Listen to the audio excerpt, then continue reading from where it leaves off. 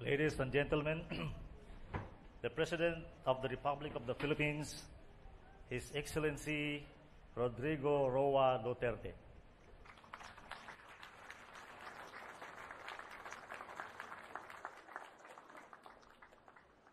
Kindly sit down, thank you. Troop Commander, give the order of Tikas Pahinga. Tikas!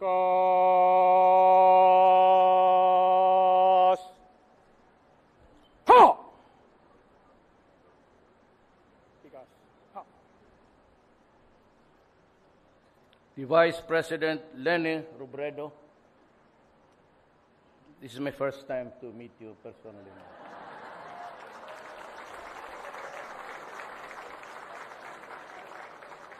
I would have preferred to be seated beside you, but andyan si Defense.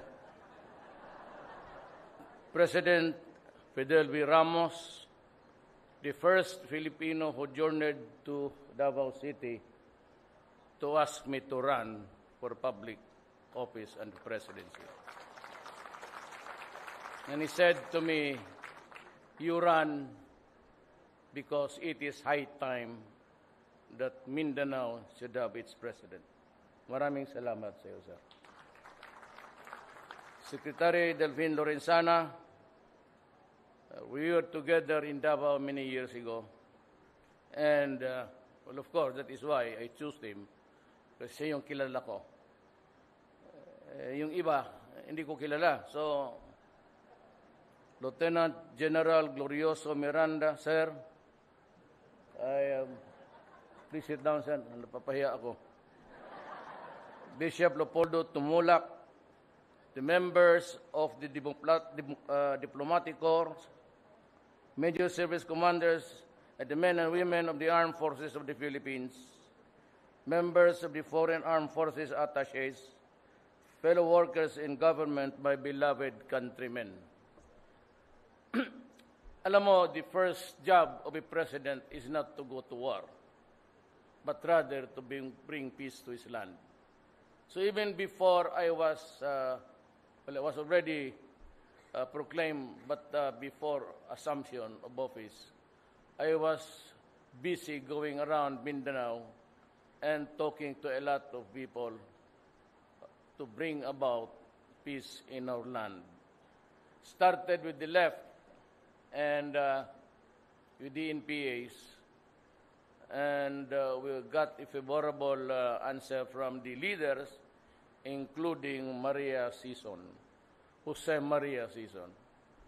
Alam mo, it was in the 1970s na nakinig ako kay Maria Sison, Jose Maria Sison, talking about revolution. And I was then in the AB and half of it, well, of course, sa College of Law. And I am now 71 years old, and the Communist Party is still talking of a revolution.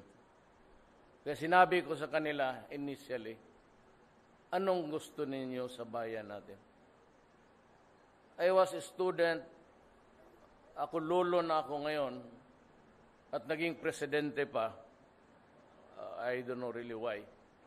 You have to supply the answer. Maybe President Ramos can give us an idea.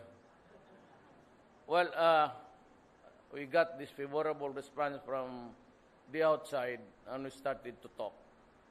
I went to the camp of Murad and started to talk to the Central Committee and Jafar. And since Noor is a friend of mine, and I said, Noor, we're about to go. Matanda na tayong dalawa. Are we still going to fight at this time? My job is to bring peace. My job is to talk to the enemies of the state, to the Communist Party of the Philippines, to the MILF, and to the men, and see if I could make a difference in our lives. Alam mo, hindi ko sinali ang Abu Sayyaf neither dito o sa criminal campaign natin, because the Abu Sayyaf is closely connected with the issue of Mindanao. Originally, mga tao sila ito ng MN, pati mga anak na yung MN ngayon, pati MI. And that was where the futility they saw in the Mindanao issue. Simply stated, they're claiming the historical right and more privileges for them. And I cannot blame them. You know, when Magellan landed in Leyte in 1521, bringing Christianity with him and propagated it everywhere in the Visayas and Luzon, 100 years before, Sulu area and some parts of Mindanao were already Islam. And that is why a lot of the historical planners never really took into the consideration that there was this oppression by a series of government na hindi kanila. And they think that until now, we are trying to repress them. And I said to them, you know, you cannot drive us away anymore. Kagaya ko at pati yung mga anak ko, half of us are really Moro already. I have a branch of my family, my little boys and girls who are Moro. And so I behoves upon me, I think, to really look for the answer. And if I can hack it, and if I can talk to Maria Sison and bring about not a coalition government, an inclusive government, they are there already. And I said that just so long as the powers that would pertain to matters belonging to the police and the military, hindi ho sa inyo yan. But all others, the mundane matters of governance, I can give it to you. And we are talking. Next week, we're to talk to the MI, and eventually, I think I'll have to travel to Hulo to talk to Nur. I am willing to give them safe conduct passes, only the leaders, at baka matsambahan ko na magkaroon tayo ng mapayapa. And if that happens, really, I can retire happy and I can look back and say that I did my duty in nation building. It is not a war to be fought forever. We cannot fight forever. We might have the weapons, the armaments, and the bullets, but the mortars. But that does not make a nation. My job is to bring peace. But hand in hand, I must also bring order in my country. Alam mo, sa totoo lang, we can only take so much. I am not warning Abu Sayyaf, but I said there will always be a time for reckoning. When, well, just keep our fingers crossed. And I said we can only swallow so much. We cannot be the whipping boy of a few who want nothing but maybe money and power in their hands. And so also with the problem now, a very serious problem of the country. Saan ka nakakita dito ng gobyerno na ang trafficking ng drugs is being controlled inside the Bilibid prison? Sa atin lang. At parang sampal yan ng ilang beses. And how it came about into being is really, well, I would have said, in neglect.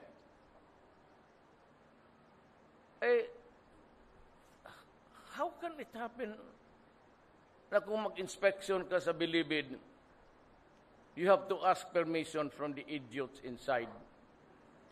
Ay, nako. This is my first day. I'm warning them there. They have the TVs there inside. Kaya napasyal ako noon, pagpasok ko, I was there to see, I accompanied Pastor Kibuloy to pray over kay Webb, yung anak ni Webb, who was in Muntinlupa. At pagdaan ko doon sa death row, sabi, oy, Mayor, Akala ko naman taga Davao. Sabi ko, ang rami niyong taga Davao na kulong ah. Sabi na hindi mayor, mga Ilocano kami, halo-halo, mga waray. Nakikita ka namin sa TV. Well, the TV is there now. Magbilang kayo ng araw. Magbilang kayo ng araw. Sa ginagawa ninyo, do not be the solution of it all. May problema dyan, hinihiya ninyo ang gobyerno, sinasampal ninyo kami.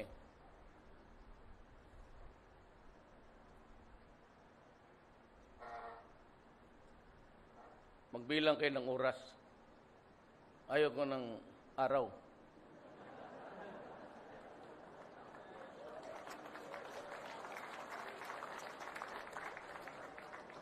The drugs must be suppressed. It cannot be eliminated. For as long as the greed for money is there, the very corrosive effect of money has had an impact on our society. There are a lot of people, lives destroyed, using it. And noon, they were in the rural areas. Now they have reached the hinterlands. And they are getting the carabaos and the pigs and the chickens and the eggs. Well, nakikinig naman yung mga NPA, nasa pwesto pa naman kayo. Ano kaya yung korte nito, ang korte ninyo na, I don't know if it's a kangaroo or otherwise, pagpatay na lang ninyo para mas madali ang solusyon ng problema natin. Anyway, kung maengkwentro ninyo yan, it's always a crime committed in your presence. You do not shoot anybody just because you see them walking. But I know you have this validation. Kayo dyan sa bukid, tatapusin na ninyo yan. Mas mabuti, wala na rin kayong ginagawa. There's a slowdown in the fighting. Why should we be fighting? When as a matter of fact, I'm just awaiting for the arrival of season to talk to him. And maybe, just maybe, in the fullness of God's time, we can have peace amongst us. Yung mga droga ay malala. And I have to call in the armed forces of the Philippines to help. Sadly, gusto ko sanang ang inyong Board of Generals would be a vibrant entity within the organization. As I have promised, and as was my practice during my mayorship days, I never interfered kung ano ang trabaho ng police. I did not even want to entertain yung request for an assignment of a certain police officer in the barangays. I'd always tell them, go to the police director. I do not want to interfere in so. The best support that I can give you, and you can ask anybody, lahat yan sila ngayon nasa gobyerno, nagdala-dala ko. There once upon a time, city police directors. And, well, the performance was there. Lahat naman mababait at mahusay. Except for a few. And in this our society now, nagbabaha yung droga. And drug lords, and the criminals. And there were a lot of Chinese citizens, Filipino or otherwise, kidnapped, ransom demanded, but they were never really returned. So tinapon lang nila kung saan, ilibing nila kung... These are the things that we have to stop. And that is why I said I would be harsh. Not cruel, but I would be harsh. And wala akong tolerance sa droga. Zero. So, yan ang laban natin ngayon. Kayong nagbakasyon dito from the fields in Mindanao and in the Visayas, you might want just to join the hunt for them. We will eliminate the drug lords once and for all. We have to stop this practice sa bilibid. Bitawan na ninyo yan o kainin na ninyo ngayon ang supply ninyo.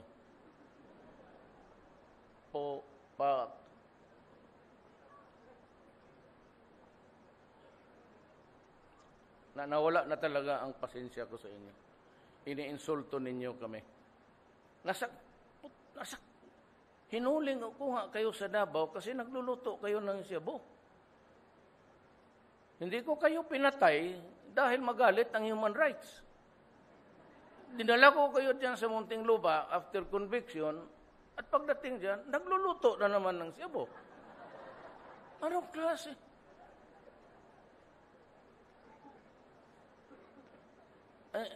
Noon, kasi hindi ako presidente. Ngayon, well, we'll just have to make some adjustment.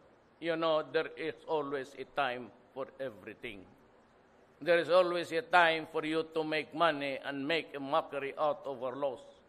There's always a time for you to be in control even if you are inside the prison. But there is always a time to rest and to die. Ganon ang buhay. As you are born, there's also death. I'm not threatening you. I'm just telling you that there is always a time. And for us, the security forces, the armed forces and the police, there is always a time. We can only take so much insult. We can only take so much hanggang kaya lang ng sikmura natin. Ako ay nasusuka na. And you have to help me put a stop. In the final days of the campaign at Luneta, I gave this statement and I said, I will put at stake my honor, my life, and the presidency. Sinabi ko sa inyong mga kriminal, lahat kayo, if you destroy my country, I will kill you. If you destroy our children, I will kill you. If I am asked by anybody, including the Commission on Human Rights, I do not know you. Salamat po. Thank you.